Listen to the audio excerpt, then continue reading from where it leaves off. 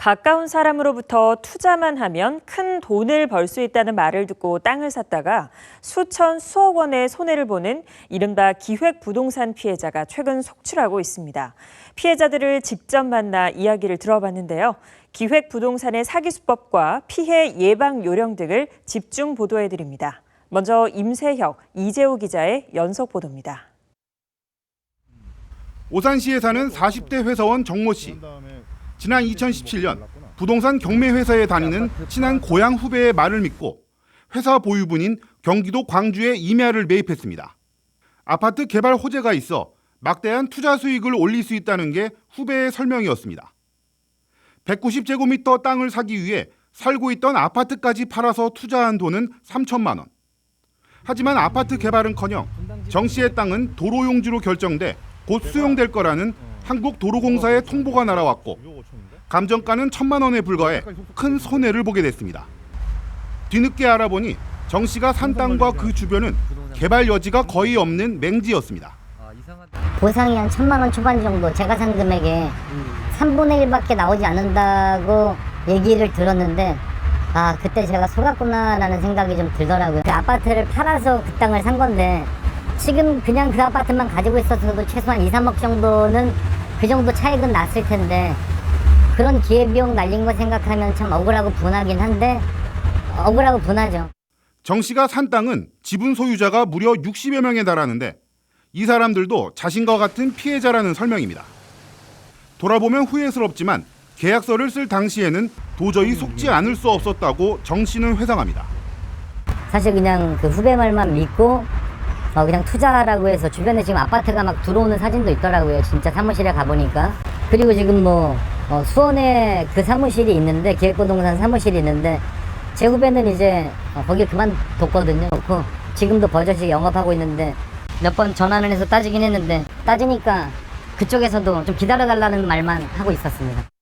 수원에 있다는 부동산 경매회사를 직접 찾아가 봤습니다. 회사 측의 입장을 들을 수 있을 거라는 기대와는 달리 얼마 전 문을 닫고 종적을 감춘 뒤였습니다.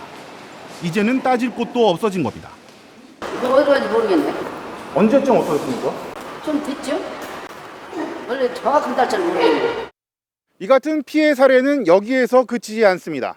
친인척의 권유와 재촉에 무작정 땅을 샀다가 수천만 원을 날린 경우도 있습니다. 수원시에 사는 70대 자영업자 정모 씨는 화성시 등에 개발 호재가 있는 땅이 있는데 당장 사지 않으면 놓친다는 친누나의 성화에 그 즉시 7천만 원을 투자했고 이 돈을 몽땅 날릴 처지가 됐습니다. 되팔리지도 않는 그린벨트 맹지를 산 건데 친누나 역시 기획부동산에 속은 것이었습니다. 그거는 누나가 얘기를 하는 거니까 좋은 땅이 있다고 그래가지고 누나가 빨리 와서 계약하라고 하자고 해가지고 그래서 나는 그렇게 어떻게 땅도 안 보고 계약을 하느냐. 근데 이거는 경매를 잡아놓은 땅이니까 쪽에서 분할해서 파는 거라고 하더라고요. 그래서 빨리 사야 되겠구나 이 마음이 앞서셨구나. 그렇죠. 사례를 보셨다시피 피해자들은 가까운 지인으로부터 소개를 받았다가 피해를 입게 됐다는 공통점을 찾아볼 수 있습니다. 그렇다면 과연 기획부동산들은 어떤 수법을 통해 피해자들을 만들어내고 있는 걸까요? 계속해서 이재호 기자가 전해드립니다. 수원 광교산 자락입니다. 산 중턱에 면적이 4만 제곱미터가 넘는 한 필지의 땅이 있는데 140여 명이 공동 소유하고 있습니다. 해당 토지는 자연 녹지인데다 개발 제한 구역으로 묶여 있어 소위 말해 못 쓰는 땅입니다. 하지만 이 땅을 사들인 기획부동산 업체는 인근의 광교 신도시처럼 개발이 될 거라고 속여 토지를 쪼개 팔았습니다. 광교 같은 경우는 주로 이제 경기도청 이전이라든지 그리고 지금 광교 쪽 밑에 보시면 많이 개발이 이루어지고 있거든요. 그렇기 때문에 아마 기획부동산에서 이렇게 개발이 이루어질 테니까 이 토지를 사라고 하면서 지분 판매를 하고 있는 걸로 저희는 보고 있습니다. 기획부동산 업체들은 그린벨트나 맹지 같은 개발이 불가능한 땅을 경매 등을 통해 헐값에 사들입니다. 주변엔 재개발이나 지하철역 신설 같은 개발 호재가 있는 경우가 많은데 이를 이용해 투자자들을 꼬드기는 겁니다. 최근엔 3기 신도시나 GTX역 주변에 개발이 불가능한 땅이 기획부동산 업체들의 주요 먹잇감이 되고 있습니다. 헐값에 사들인 토지는 적게는 2~3배, 많게는 7, 8배까지 부풀려진 가격에 되팔립니다. 광교산 같은 경우도 기획부동산 업체가 3.3제곱미터당 6만 원 정도에 사들여 2배가량 가격을 부풀려 팔았습니다. 4만 제곱미터가 넘는 대상 토지의 면적을 감안하면 8억 원 정도의 불법 이득을 챙겼을 것으로 추정됩니다. 이들은 이제 개발이 불가능한 임야를 헐값에 사들입니다. 그다음에 비싼 가격에 되파는데요. 대개 이제 지분 등기로 되팝니다. 그래서 막대한 차익을 거두고 있고, 중요한 것은 이 기획부동산을 통해서 임야 등을 취득한 경우에 대부분 그 토지가 개발이 안 됩니다. 그래서 그 피해는 이루 말할 수밖에 없다고 이제 생각이 들고요. 투자 부담이 비교적 적다는 것도 특징입니다. 업체들은 보통 땅을 330제곱미터로 쪼개 2천만 원에서 5천만 원 사이에 파는데, 이 정도만 투자해도 최소 3배 이상의 수익을 낼 수 있다고 설명합니다. 개발이 안 돼도 텃밭이나 묘지로 쓰면 된다는 식이지만 기획부동산 대부분은 텃밭이나 묘지로도 쓸 수 없는 땅입니다. 현재 주변 지역이 신도시 등으로 개발이 돼서 전 향후 2, 3년이 지나면 개발되므로 빨리 땅을 매입해라, 이런 어떤 사람의 어떤 그 조급증 이런 거를 주로 유발해서 그 땅을 사게끔 유도를 하고 있고, 보통 또 2천만 원에서 3천만 원 정도로 이렇게 특별히 이제 그 부담이 없게끔 그런 땅들을 은퇴자들, 그다음에 노인들, 그다음에 땅에 대해서, 정부에 대해서 잘 모르시는 분들을 대상으로. 기획부동산 거래로 의심이 되는 사례는 지난 2년간 경기도에서만 7만 8천여 건이 적발됐습니다. 거래액은 1조 9천억 원으로 피해자들의 손해는 천문학적 수준일 것으로 예상됩니다. BTV 뉴스 이재호입니다. 이처럼 기획부동산은 꼼꼼하게 살펴보지 않으면 사기를 당했다는 사실을 알아채기도 쉽지 않습니다. 기획부동산 사기에 휘말리지 않으려면 실제로 개발 계획이 있는지 관공서에 확인하고 사전 증거를 충분히 확보하는 것이 중요합니다. 계속해서 조윤주 기자가 보도합니다. 대부분의 기획부동산 업체는 다단계 피라미드 조직 형태를 띠고 있습니다. 이들은 영업사원이나 텔레마케터라는 명목으로 직원들을 채용한 뒤 토지를 판매하도록 부추깁니다. 실적에 대한 압박을 받는 직원들은 스스로 토지를 구입하거나 친구와 가족, 지인 등에게 토지를 사도록 권유하기 때문에 피해는 눈덩이처럼 불어납니다.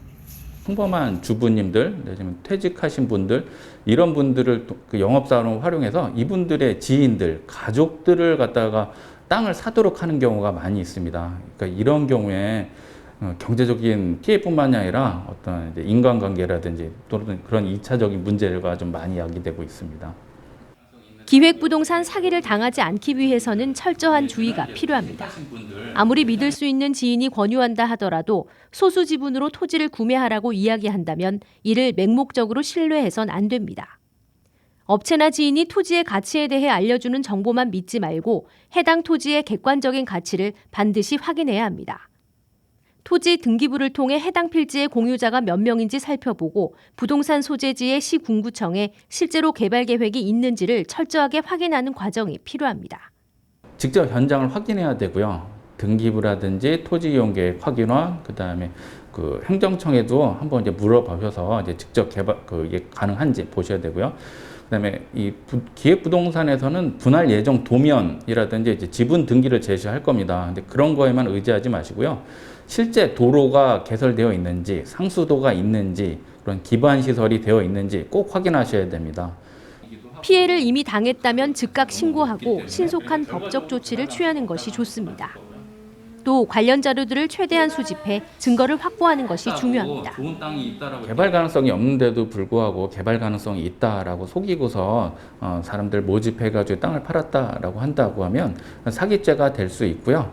이게 피해 금액이라든지 피해자 숫자에 따라서 가중된 처벌을 받을 수가 있습니다. 기획부동산 사기를 당했을 경우 피해 금액을 100% 돌려받기는 어렵습니다. 때문에 사기를 당했더라도 금액을 100% 환수받을 수 있다며 피해자들을 유인하는 2차 피해를 당하지 않도록 주의해야 한다는 게 전문가의 조언입니다. BTV 뉴스 조윤주입니다. 최근 빌라 500채를 사들인 세 모녀가 보증금을 돌려주지 않고 있는 사건이 주목을 받고 있습니다. 이와 유사한 일이 안산에서도 벌어지고 있는데요. 이른바 바지 사장을 동원한 부동산 브로커들이 전세난에 어려움에 빠진 세입자들을 노리고 있습니다. 이재문 기자가 보도합니다. 안산에서 부동산 중개업소를 운영하는 김모 씨. 최근 방문한 한 손님이 가족끼리 전세 계약을 하려고 하는데 중개 수수료를 줄 테니 계약서만 써줄 수 있냐고 물었다고 합니다. 이를 수상하게 여긴 김 씨가 해당 주택을 찾아가 봤더니 비워져 있다던 집에는 사람이 살고 있었고 현재 살고 있는 세입자는 집주인으로부터 집을 비워달라는 얘기를 들은 적도 없다는 답변을 들었습니다. 주인한테 전화를 했더니 전화를 안 받아요.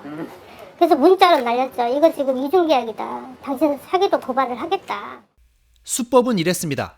시세가 1억 7천만 원짜리 빌라를 전세 2억 원에 내놓습니다. 전세가가 시세보다 높지만 전셋집이 급하거나 부동산 거래에 익숙하지 않은 사람들이 타겟이 됩니다. 전세 계약을 마치면 이른바 바지 사장을 내세워 원래 시세나 더 비싼 가격에 빌라를 팝니다. 그러면 남는 전세금이 생기는데 이걸 챙기는 겁니다. 거품이 낀 전세에 살게 된 세입자는 계약이 끝나는 2년 뒤 보증금을 돌려받을 수 있을지 없을지 모르는 일입니다. 지역의 공인중개사들은 깡통 전세가 늘고 있다며 우려하고 있습니다. 일부 타 지역에서 광고에서 오신 분들이 중개 행위를 부당한 중개 행위를 하고 있는 거고 또 계속적으로 가격이 왜곡되기 때문에 전세는 물량은 딸린 상태에서 거래에 실종되는 상황이 오게 됩니다. 전문가들은 실제 전셋집이 있는 곳이 아닌 다른 지역에서 매물을 올려놓은 경우 의심해 봐야 한다고 조언합니다. 부동산 정보 사이트를 살펴보면 안산시 일동의 전세 매물을 부천과 인천에서 올려놓은 것을 확인할 수 있습니다. 또한 전세 매물이 있는 지역의 부동산 중개업소를 직접 찾아가 여러 곳을 비교해 봐야 한다고 덧붙였습니다. BTV 뉴스 이재문입니다.